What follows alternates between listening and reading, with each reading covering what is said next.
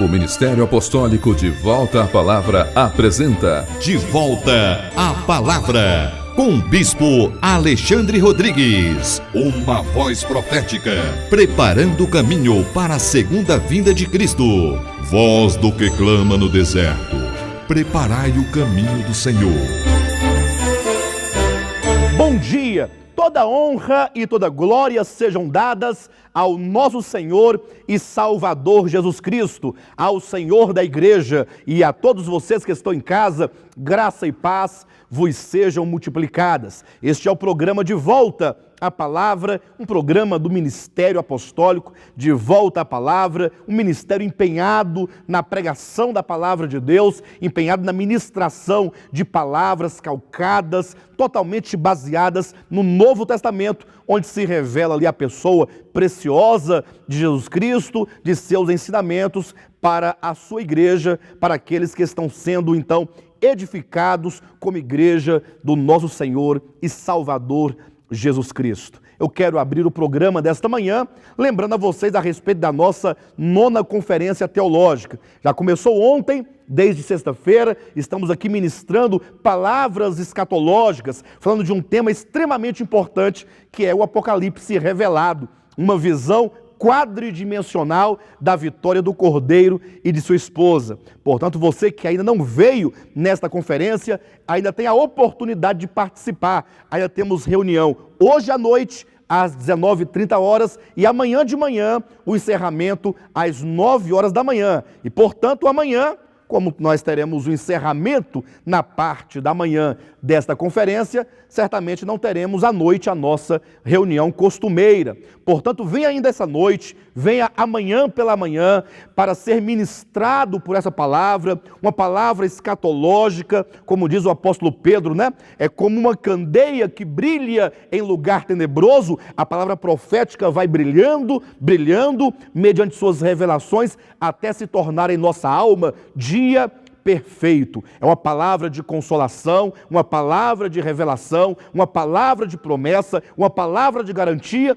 e, portanto, os verdadeiros filhos de Deus necessitam de ser ministrados com a palavra profética para que possamos não somente ser encorajados, mas experimentarmos um profundo reavivamento espiritual, um reavivamento verdadeiro que seja capaz de despertar as nossas almas para os últimos dias, sobretudo para o grande encontro com o nosso Deus na sua segunda vinda. Portanto, venha você, venha a sua família, venha ainda esta noite às 19h30 e amanhã às 9h da manhã, e Deus certamente vai nos abençoar, como já tem abençoado ricamente com a sua palavra. Eu também quero que vocês anotem aí na sua agenda, no seu caderno, o endereço deste e-mail que está aí no seu televisor, pergunta@devoltapalavra.com. Este é um e-mail que nós abrimos exatamente para atender a você que ama a palavra de Deus, a você que é estudioso da Escritura ou que tem interesse em compreender algumas verdades bíblicas e também compreender, quem sabe, muitas doutrinas da atualidade que, de certo modo, destoam do que diz a palavra de Deus. Mande, portanto, para nós, neste e-mail, a sua pergunta. Uma pergunta bíblica, uma pergunta relevante, uma pergunta que tenha uma importância para o corpo de Cristo, porque daqui a um mês ou quase 2 meses, nós estaremos respondendo a todas essas perguntas, não via e-mail, mas no programa De Volta à Palavra, como todos os sábados acontece às 10h da manhã. Vocês vão mandar para nós as suas perguntas, quantas perguntas quiserem, e então nós vamos usar cada programa para responder a uma pergunta, o que significa que uma pergunta será, portanto, o tema do programa de cada sábado. E assim nós vamos gastar os 30 minutos de programa à luz da Bíblia, buscando saber o que Deus tem a nos falar, os profetas, os apóstolos, sobre a sua pergunta, sobre o seu questionamento. Nós vamos abrir a Escritura para que ela nos dê a resposta adequada para os nossos questionamentos teológicos. Portanto, pode começar a mandar desde então, porque nós já estamos administrando essas perguntas, fazendo toda uma seleção de importância, de relevância, para que logo nós possamos começar a ministrar essas perguntas em formas de respostas bíblicas. Vamos pegar agora nossas Bíblias, a palavra de Deus, vamos acompanhar em mais uma ministração. Nesta manhã nós queremos dar a continuidade a falar a respeito da doutrina apostólica concernente à salvação de Deus. Ou seja, o que o Novo Testamento nos fala a respeito, nos fala acerca da salvação que Deus nos oferece. Eu sei que parece algo muito simples para alguns, até simplório, mas não é isso o que nós temos visto na palavra de Deus. Isso porque muitos, ao falarem acerca da salvação, logo eles pensam que Jesus Cristo morreu na cruz do Calvário simplesmente para tirar o homem do inferno e levá-lo para os céus. E olha que os que pensam dessa maneira já têm um pensamento já bastante profundo. O pior são aqueles ainda que pensam que a morte de Cristo visa tão somente beneficiar ou abençoar ou fazer prosperar financeiramente aqueles que barganham com Deus. Mas não é nada disso. Na verdade, quando a Bíblia nos fala sobre a salvação, nos fala de uma salvação operante, uma salvação capaz de salvar o homem organicamente no seu espírito, na sua alma, no seu corpo, no seu coração, ou seja, pode salvar o homem plenamente na sua totalidade. Quando você olha para o mundo, quando você liga ali o seu televisor e assiste aos noticiários, ou quando você olha ao seu derredor, quando você olha para a história, o que nós vemos? Ora, nós vemos um homem caído, um homem transgressor, um homem que vem se consumindo pouco a pouco, uma humanidade que vai se degradando e se arruinando cada vez mais. E o resultado está patente aos olhos de todos. Não somente nós temos aí a miséria assolando a humanidade, mas sobretudo nós vemos um homem que pouco a pouco vai se destruindo a si mesmo. É um mundo que está se acabando diante dos nossos olhos. E isso ninguém pode negar. Mesmo aqueles que dizem não crer na Bíblia Sagrada, não podem negar que o mundo está um caos. Ora, e todo esse caos existe e acontece em razão do pecado que um dia entrou no mundo, aquele mundo que fora criado por Deus perfeito e então está acabando e consumindo com o mundo. E é por isso que a Bíblia nos fala que Deus, num dado momento da história, Ele interviu na história humana, Ele próprio entrou na história, Deus se fez homem para então nos propiciar uma eterna salvação, uma salvação que seja capaz de restaurar o homem, não somente de recuperar ou de que seja reformar o homem mudando os seus hábitos, não, mas uma salvação capaz de tornar o homem uma nova criatura, um novo ser, fazê-lo membro de Cristo e assim então, por fim, Deus vai instaurar aqui nesta terra o seu reino com uma nova humanidade. A grande verdade é que Deus, Ele interviu na história humana para tomar o homem caído e então, depois de redimi-lo, trabalhar nele, dentro dele, a começar pela regeneração, e então vem a santificação, e então vem a conformação, vem a transformação, para por fim glorificar os nossos corpos e nos fazer um com Cristo no seu reino e por fim no novo céu e na nova terra. E disso nós já falamos então a respeito da redenção, há mensagens ministradas a respeito da redenção. Depois falamos sobre o novo nascimento, que é a regeneração. Falamos sobre a justificação, falamos sobre a santificação. Semana passada falamos sobre a transformação e hoje, portanto, queremos concluir essa parte da salvação falando sobre a glorificação. E esse é um ponto extremamente importante, porque toca numa experiência nossa, numa realidade na qual nós vivemos e buscamos em Deus uma resposta. Abra sua Bíblia aqui no livro de Romanos, no capítulo 8, e aqui é um versículo extremamente importante, e é bom que você leia na sua Bíblia, para que você possa conferir que aquilo que nós estamos aqui falando seja de fato a palavra de Deus e não um mero raciocínio de homens, como se costuma ver, né, com tanta frequência, pessoas falando em nome de Deus, mas que não estão fundamentados em sua palavra. Romanos capítulo 8, versículo 10 diz assim: se porém Cristo está em vós, o corpo, na verdade, está morto por causa do pecado, mas o Espírito é vida por causa da justiça. Veja o versículo 11. Se habita em vós o Espírito daquele que ressuscitou a Jesus dentre os mortos, esse mesmo que ressuscitou a Cristo Jesus dentre os mortos, vivificará também o vosso corpo mortal por meio do seu Espírito que em vós habita. Agora acompanhe, veja como que o apóstolo Paulo, ele vai tratando de algo essencialmente, né, ali que trabalha na alma do homem, que trabalha no âmago do homem, na natureza humana. Ele diz: se porém Cristo está em vós. E aqui ele toca, na verdade, da regeneração. Veja que a questão de ser um salvo em Cristo, ou de ser alguém que está num processo de experiência e de provar a salvação, não é uma mera questão de dar ao homem um tanto de doutrinas, ou de normas, ou um padrão exterior, ou requisitos para que um dia, quem sabe, se ele der conta, ele possa entrar no céu. Não é nada disso. A salvação é algo que se opera dentro do homem. Ele diz: se habita em vós o Espírito daquele que ressuscitou a Cristo dentre os mortos. E, portanto, fala-se do habitar de Deus dentro do homem. Sabe quando é que isso acontece? Veja que no livro de Marcos, no capítulo 16, versículo 15 em diante, é dito: ide por todo o mundo e pregai o evangelho a toda criatura.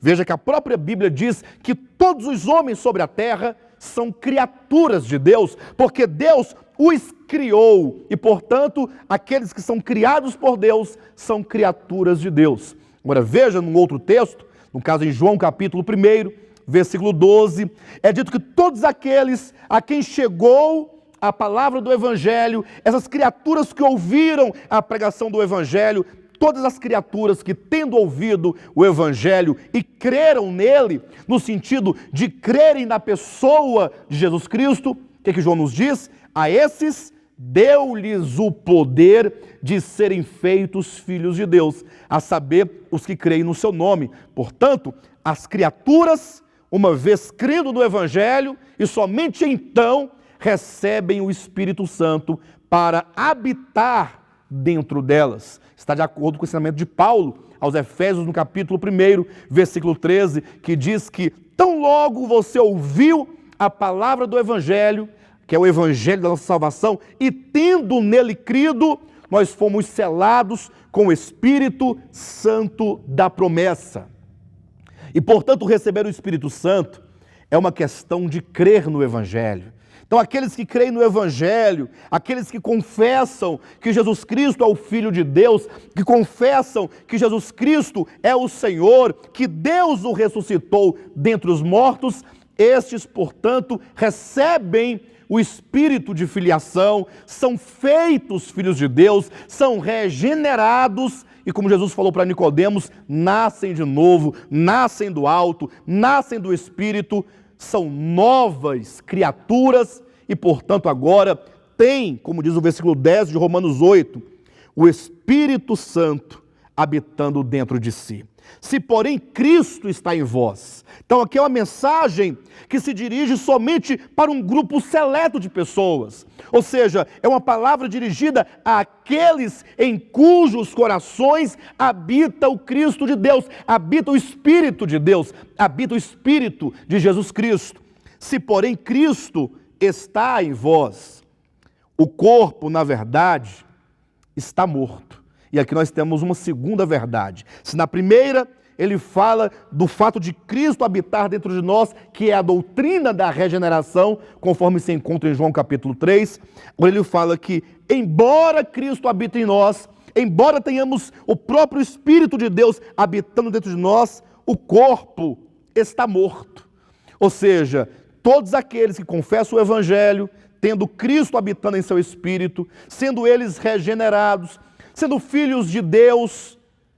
Entretanto, o corpo está morto. Aí tocamos num aspecto crucial, não somente do Evangelho, mas também da nossa experiência. Porque quando o pecado entrou no mundo, nós sabemos isso a partir de Gênesis, capítulo 3, não somente foi uma questão de o homem comer uma maçã, como reza a tradição e repetem tantos outros quantos não conhecem a palavra de Deus. Não é questão de comer um fruto, uma fruta ou uma maçã ou o que quer que seja, não.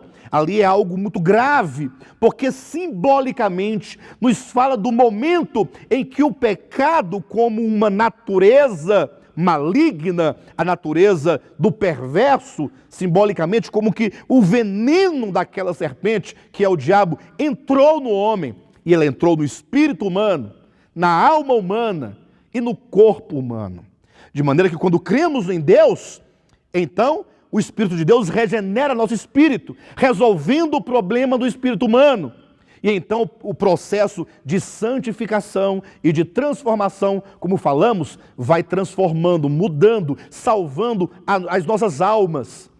E agora, e o nosso corpo?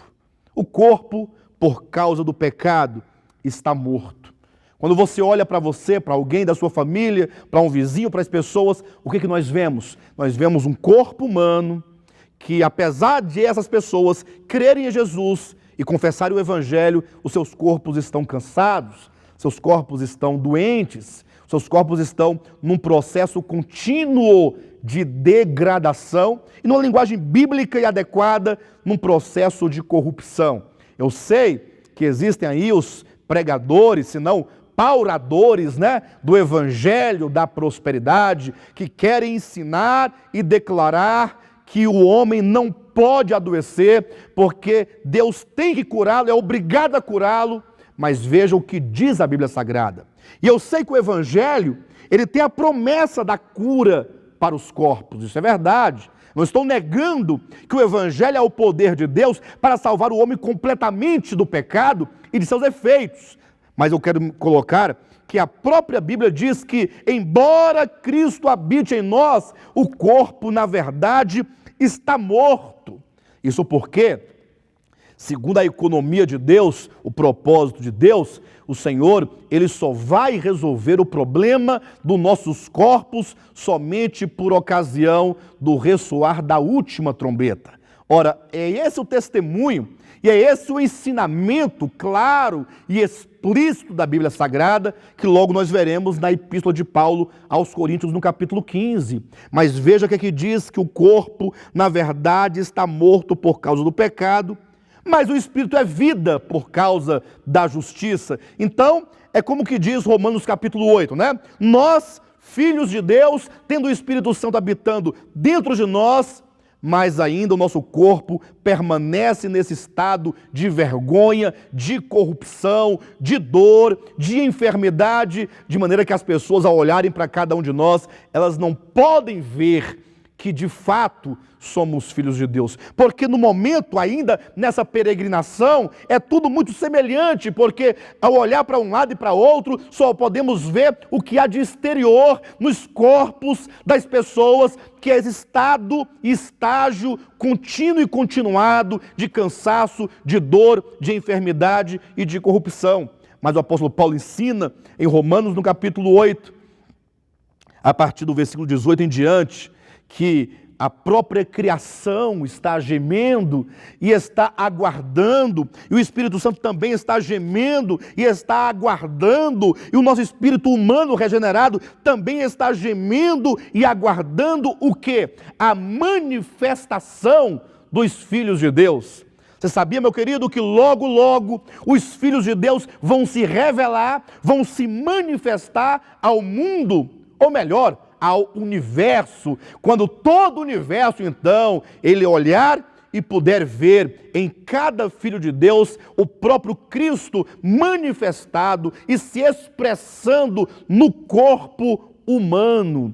O fato de Cristo habitar em nós, está em Colossenses capítulo 1, versículo 27, Cristo habitar em nós é a esperança, a esperança daqueles que creem no Evangelho. A esperança de quê? A esperança da glorificação dos nossos corpos. Como diz, Cristo em vós, a esperança da glória, ou seja, a esperança de que um dia esse corpo de corrupção, esse corpo vil, esse corpo cansado, esse corpo enfermo, esse corpo corruptível, este corpo mortal, será um dia plenamente absorvido de vida. Não é isso que diz aqui em 2 Coríntios capítulo 5? Abra sua Bíblia em nome de Jesus e nos acompanhe, porque é um texto extremamente importante. 2 Coríntios capítulo 5, versículo 4, que nos diz assim: pois na verdade, os que estamos neste tabernáculo, e de acordo com o contexto, essa palavra tabernáculo é uma figura de linguagem para falar da habitação da nossa alma, né? Nós que estamos neste tabernáculo, gememos angustiados, não porque queremos ser despidos, mas revestidos, para que o mortal seja absorvido de vida. Com isso, eu não quero negar que o Senhor Jesus, pelo seu Espírito, Ele pode, porque Ele é Deus e Ele é soberano, curar a quantos Ele quiser, em qualquer lugar e em qualquer tempo. O que eu quero de fato afirmar é que não se pode nem negar que o Senhor tem uma obra a realizar em nossos corpos, e por outro lado também nós não podemos afirmar que Deus seja obrigado, porque nós damos um dinheiro, porque damos uma oferta, porque fazemos um jejum prolongado ou qualquer outra coisa, que Deus seja obrigado a nos curar imediatamente das nossas enfermidades físicas. Isso porque nós estamos aguardando, como diz o texto, nós neste tabernáculo gememos angustiados, e esse gemer angustiado fala de uma esperança. Nós estamos aguardando o dia da redenção dos nossos corpos. Não é isso que está aqui no livro de Romanos, capítulo 8, versículo 24 e 25? Vamos ler também o versículo 23, que diz: e não somente ela, mas também nós, que temos as primícias do Espírito, igualmente gememos em nosso íntimo, aguardando a adoção de filhos, a redenção do nosso corpo. Porque na esperança fomos salvos. Ora, esperança que se vê não é esperança, pois o que alguém vê, como o espera? Mas se esperamos o que não vemos, com paciência o aguardamos. Todos os verdadeiros filhos de Deus têm no coração essa esperança de que um dia o Senhor há de nos redimir do cativeiro da corrupção que hoje aprisiona o nosso corpo num estado de vergonha, num estado de fato de corrupção. Eu quero que vocês ainda abram suas Bíblias na primeira epístola de Paulo aos Coríntios, no capítulo 15, porque este capítulo é o capítulo de ouro que fala-nos a respeito da ressurreição. Se você quer entender claramente e amplamente esse assunto, você não pode deixar de ler todo o capítulo 15 de 1 aos Coríntios, porque é um capítulo escrito para explicar esta verdade bíblica, ainda que nesta manhã, devido ao tempo, nós vamos falar apenas alguns versículos aqui, a partir do versículo 50. Leia na sua Bíblia. Isto afirma, irmãos, que a carne e o sangue não podem herdar o reino de Deus, nem a corrupção herdar a incorrupção. Veja, quando ele diz carne e sangue, fala aqui de um corpo no seu estado natural. É um corpo caído. Deste modo, nenhum corpo pode adentrar a glória eterna, pode entrar a eternidade com Deus, pode adentrar o reino de Deus. Por isso é dito que na economia de Deus, Deus tem uma solução, Deus tem um projeto e Ele, por fim, vai levar a cabo em todos aqueles que creem. Por isso diz o versículo 51, eis que vos digo um mistério, nem todos dormiremos, mas transformados seremos todos. E esse transformados, lembrando, não é a mesma transformação de que falamos na semana passada, que falávamos da transformação da alma. Essa transformação de que diz aqui é a transformação do corpo, como diz e afirma os versículos seguintes. No momento, no abrir e fechar de olhos, ao ressoar da última trombeta, A trombeta soará, os mortos ressuscitarão incorruptíveis e nós seremos o quê? Transformados. Observe que a Bíblia não nos deixa dúvida, ela situa exatamente o momento em que isso acontecerá. Não pensem vocês que pelo fato de pregarmos dessa maneira, estamos admitindo num tipo de uma salvação fraca. Não, estamos apenas falando que a salvação de Deus é plena e é poderosa, ainda que ela nos alcance paulatinamente, o espírito humano na regeneração, no momento em que cremos. E então, na alma humana, que é o processo de santificação e de transformação e de conformação ao longo da nossa experiência cristã, porque acontece de glória em glória, como está em 2 Coríntios, capítulo 3, versículo 18. E então, por fim, é dito, ao ressoar da última trombeta. Nós temos que ser exatos, específicos e detalhistas nesses aspectos para que nós não venhamos fazer uma salada, teológica indefinida. É preciso que você possa compreender a verdade para que você ande por fé, ande na verdade sem ser enganado pelas mentiras e enganos dos homens maus. Ao ressoar da última trombeta. A trombeta soará, os mortos ressuscitarão incorruptíveis e nós seremos transformados. E explica os versículos seguintes: porque é necessário que este corpo corruptível se revista de incorruptibilidade e que o corpo mortal se revista da imortalidade. E quando esse corpo corruptível se revestir de incorruptibilidade e o que é mortal se revestir de imortalidade, então se cumprirá a palavra que está escrita: tragada foi a morte pela vitória. Ou seja, a morte vencida por Cristo, quando ele dos mortos ressurgiu, será plenamente cumprida em nós, quando o Senhor aplicar em nós a sua plena salvação. É certo que em Cristo tudo está feito e tudo está resolvido. Ele venceu inclusive a morte. Não somente o mundo, não somente o pecado, não somente o diabo, mas sobretudo a morte, que é o maior inimigo. Nele tudo está feito. Agora, em nós, alvo desta salvação, essa salvação acontece e se aplica paulatinamente, e essa é a única maneira de se conceber a verdade da salvação na nossa experiência. Do contrário, muitos acabam por desacreditar em Deus, falando: como é que Deus pôde de fato ter salvo dessa maneira, mas eu não consigo experimentar isso na minha vida. De maneira, então, que está claro na palavra de Deus, quando então isso acontecer, os nossos corpos forem totalmente glorificados e absorvidos e cheios da glória de Deus, então se cumprirá a palavra que está escrita plenamente: tragada foi a morte pela vitória.